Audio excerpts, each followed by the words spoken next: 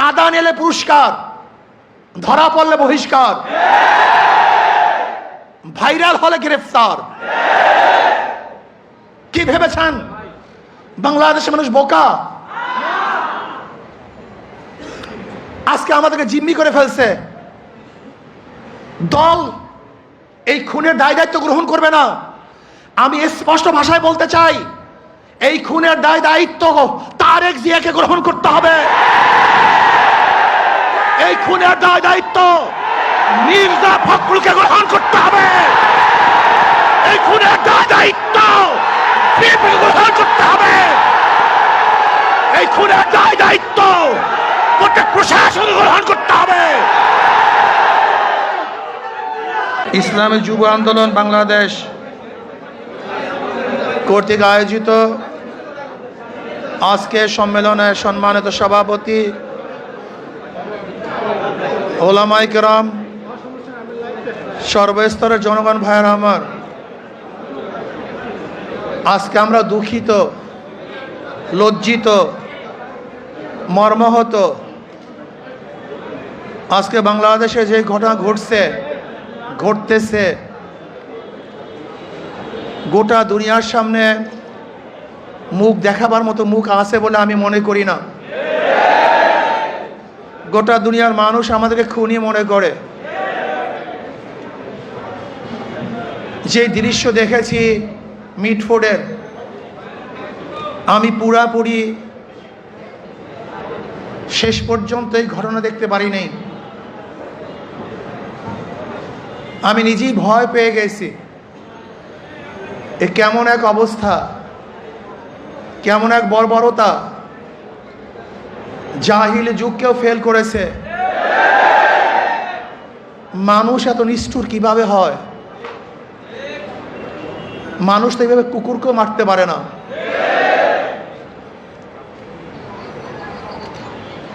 কয়েকদিন আগে ভোলা তজিমুদ্দিনে স্বামীকে বেঁধে রেখে গণহারে তার স্ত্রীকে ধর্ষণ করেছে। বগুড়ায় মেয়ে বিবাহ দিবে না, শুধু এতটুকুর জন্য তার বাবাকে হত্যা করেছে। আজকে চাঁদা না দেওয়ার কারণে মার সামনের থেকে যুবককে তুলে এনে হত্যা করা হচ্ছে। আজকে বাংলাদেশের অবস্থাটা কি? মানুষ কেন রাজনীতি করে? রাজনীতি করা উচিত ছিল, উদ্দেশ্য ছিল মানুষকে শান্তি দেয়া, মানুষকে মুক্তি দেয়া, মানুষের নিরাপত্তা প্রদান করা, মানুষের সাহায্য সহযোগিতা করা। অথচ আমরা রাজনীতি নামে কি করতেছি? খুন, ধর্ষণ, দখলদারি, জুলুম, অত্যাচার, অবিচার। এমন কোনো হীন খারাপ কাজ নাই যে আমরা করছি না রাজনীতির নামে। আমরা কি দেখি? যখনই চাঁদা ধরা পড়ে বহিষ্কার করা হয়। বিএনপি পর্যন্ত 3000-এর উপরে বহিষ্কার করেছে।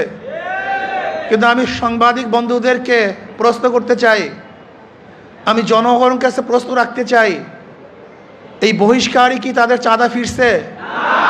দখলদারি ফিরছে? খুন ফিরছে? তার মানে বহিষ্কার কিছু না, আইওয়াশ, লোক দেখানো এক নিয়ম। তারা কি বলে? ব্যক্তি দোষ করলে দল সেই দোষের দায় দায়িত্ব গ্রহণ করবে না। আমি মনে করি আওয়ামী লীগ, বিএনপি দুর্নীতি ফ্যাক্টরি, খুনের ফ্যাক্টরি। আবরারকে কারা হত্যা করেছিল? যেই ছাত্রগুলি হত্যা করেছিল তারা মেধাবী ছাত্র বাংলাদেশের, কিন্তু এই ফ্যাক্টরিতে যাওয়ার পরে তার খুনি হয়েছে।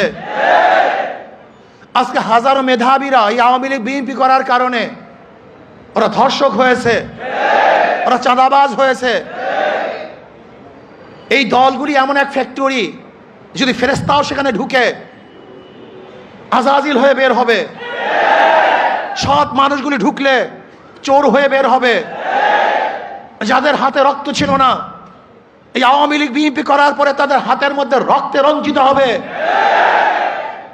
যারা কোনো মেয়েদের দিকে তাকাতো না, এই দলগুলি করার পরে তারাই ধর্ষক হবে, জালেম হবে, অত্যাচারী হবে, তারাই টাকা পাচার করবে। এমন কোনো জায়গা নাই যেখানে চুরি হচ্ছে না, ডাকাতি হচ্ছে না, দখলদারি হচ্ছে না, চাঁদাবাজি হচ্ছে না। এই বরিশালের এমন কোনো স্থান দেখাতে পারবেন না যেখানে চাঁদাবাজি নাই। আমরা যা দেখছি চাঁদাবাজি যেগুলি আসছে, আপনারা জানেন মিটফুটে খুন হয়েছিল বুধবার, কিন্তু আপনারা যে সাংবাদিক, আমরা দুঃখিত, লজ্জিত, সবার বিবেক মরে গেছে। বাংলাদেশের বিবেক বলতে কিচ্ছু নাই। বুধবার এই ঘটনা ঘটছে, কোন সাংবাদিক এই ঘটনা প্রকাশ করতে পারে নাই, অথচ সবার মাঝে এই ঘটনা ঘটেছিল। নাই একজন বাংলাদেশের সাংবাদিকের ঘটনা প্রকাশ করার মতো, নাই একজন পুলিশ কেস গ্রহণ করার মতো। আজকে এই মামলার যে বাদী, একজন মহিলা, তার সন্তানে খেয়ে এসছে, এই যে তার সন্তান, সোহাগ মামলার এই বাদীর ছেলে, তার নিজের মুখে শুনেন মামলা দেওয়া হয়েছিল, কিন্তু পুলিশ মামলা গ্রহণ করে নাই, পুলিশ তার মামলা গ্রহণ করে নাই। আজকে পুলিশ ভিন্ন খাতে এই মামলাকে নেওয়ার জন্য ষড়যন্ত্র শুরু করছে।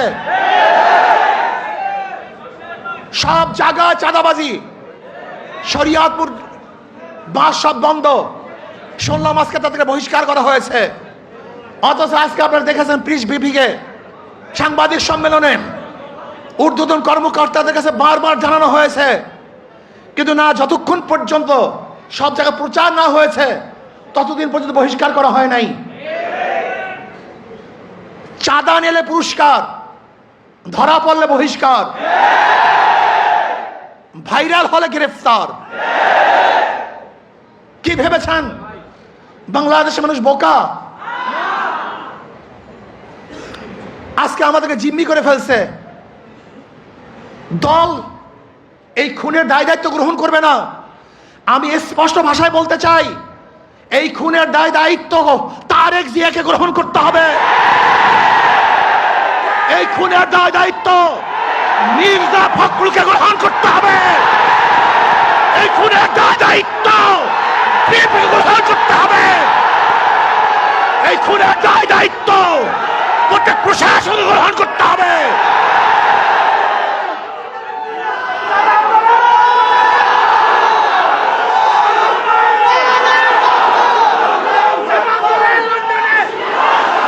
শোনেন,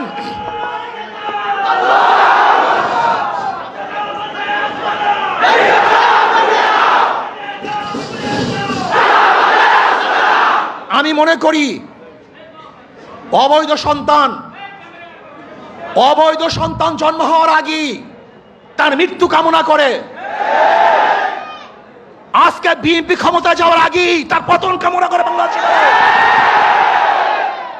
বাংলাদেশের মানুষ চায় না এই চাঁদাবাজ, দখলদার, খুনি, ধর্ষক, জালেমের গোষ্ঠী বাংলাদেশের মাঝখানে বসুক। বাংলাদেশের একজন মানুষ চায় না। আমি ঘুমাতে পারি নাই, ওই দৃশ্য দেখ, আল্লাহর কসম, আমি শুধু ওই দৃশ্যই আমার চোখের সামনে ভাসছিল। আমি বিশ্বাস করতে পারি নাই মানুষ শুধু জালেম কিভাবে হয়, এত অত্যাচার কিভাবে হয়।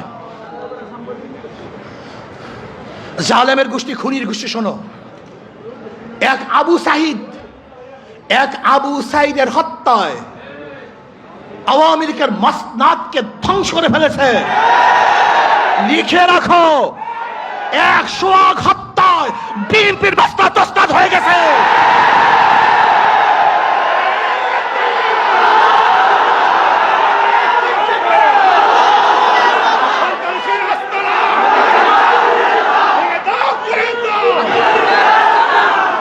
শোনো, তোমরা ভেবেছ গুম হত্যা মামলা বিএনপি ক্ষমতায় আসবে, এই ভয়ে তোমার সামনে সামনে মাথা নত করবে। শিয়াল মাথা নত করতে পারে, ইঁদুর তোমার সামনে মাথা নত করতে পারে, লুভিরা তোমার সামনে মাথা নত করতে পারে, দুর্নীতিবাজরা তোমার পায়ের মধ্যে তৈল মাধ্যম করতে পারে। অবৈধ ক্ষমতা যারা স্বপ্ন দেখে তারা তোমার সামনে গিয়ে মাথা নত করতে পারে, কিন্তু বাঘ তোমার সামনে মাথা নত করবে না, সিংহ তোমার সামনে দুর্বল হবে না, আদর্শবান ব্যক্তিরা তোমাকে কোনো অবস্থাতেই পছন্দ করবে না। ভাইয়েরা আমার, আমি মানুষের বিবেক দেখছি। এই ঘটনা ঘটাবার পরেও বিবেকবান মানুষ যারা নিজেদেরকে শিক্ষিত দাবি করে, ওরা কিভাবে বিএনপি আওয়ামী লীগ করে আমার বুঝে আসে না। ওরা শিক্ষিত নয়, ওরা জ্ঞান পাপী। জ্ঞান পাপী ছাড়া এই দুর্নীতিবাজ ধর্ষক খুনিদের সাথে কোনো মানুষের সম্পর্ক থাকতে পারে না। আমি মনে করি এই আওয়ামী লীগ বিএনপি যারা করে তারা সবাই ধর্ষকের সমর্থক, খুনের সমর্থক, চাঁদার সমর্থক, দখলদারি সমর্থক। কোন ভদ্র মানুষ যাদের মধ্যে ভদ্রতা আছে, আদর্শবান যারা আদর্শ লালন করে, যারা জাতিকে মুক্তি দিতে চায়, এই বাংলাদেশকে গোটা দুনিয়ার সামনে উঁচু করতে চায়, তারা কোনো অবস্থাতে আওয়ামী লীগ বিএনপি করতে পারে না। আজকে আমরা বিবেক হারা হয়ে গেছি। যারা সাংবাদিক তারা বিবেক হারা, যারা বুদ্ধিজীবী বিবেক হারা, যারা প্রশাসক বিবেক হারা। এই বাংলাদেশকে নতুন ভাবে করতে হবে, মানুষকে আদর্শবান করতে হবে। আমাদের উপায় নেই, পচে গেছি আমরা, আমরা দুর্গন্ধযুক্ত, আমরা নষ্ট। এদের সাথে যারা মিলবে তারা দুর্গন্ধযুক্ত হয়ে যাবে, এটা সংক্রম ব্যাধি হয়ে গেছে। এই দলগুলির মধ্যে যারা থাকে, যারা আসছে, একজন ভালো আদর্শ নিয়ে বের হতে পারে নেই। আমার যুবক বন্ধুকে বলবো, আদর্শবান হও, নীতিবান হও। এই দেশকে বিনির্মাণ করতে হবে, এই দেশকে গড়তে হবে, মানুষকে আশ্রয় দিতে হবে, জুলুম মুক্ত দেশ করতে হবে, চাঁদা মুক্ত দেশ করতে হবে, সন্ত্রাস মুক্ত দেশ চাই। যে দেশের মধ্যে সন্ত্রাস থাকবে না, চাঁদাবাজি থাকবে না, জুলুম থাকবে না, অত্যাচার থাকবে না, অবিচার থাকবে না, আমার মেয়েরা ধর্ষিত হবে না, চাঁদা দিয়ে কার ব্যবসা করতে হবে না। এরকম দেশের জন্য চেষ্টা করো, সাধনা করো। ইনশাআল্লাহ ইসলামী আন্দোলন বাংলাদেশ পারবে এই দেশকে একদিন শান্তি দিতে, মুক্তি দিতে। আলহামদুলিল্লাহ ইসলামী দলগুলো ঐক্য হচ্ছে। আশা করি ইনশাআল্লাহ যদি ইসলামের নামে একটা বাক্স আমরা দিতে পারি, তাহলে বেঈমানরা বুঝবে, খুনিরা বুঝবে, ধর্ষকরা বুঝবে, চাঁদাবাজরা বুঝবে কত ধানে কত চাল। বারবার ঘুঘু তুমি খেয়ে যাও ধান, এবার ঘুঘু তোমার যাবে যে প্রাণ। বারবার বাংলাদেশের মানুষকে ধোঁকা দিয়েছ, ৯-৬ বুঝিয়ে ভোট গ্রহণ করেছ। এবার বাংলাদেশ সচেতন হয়েছে, কোন চাঁদাবাজদেরকে আর মানুষ ভোট দিবে না। যারা বিগত দিনে দুর্নীতিতে 5 বার চ্যাম্পিয়নশিপ লাভ করেছে, যারা অবৈধ নির্বাচন উপহার দিয়েছে, যারা চাঁদাবাজি করার কারণে দেশ থেকে মানুষ বিতাড়িত করেছে, দ্বিতীয়বার তাদেরকে মানুষ আর ভোট দিবে না ইনশাআল্লাহ।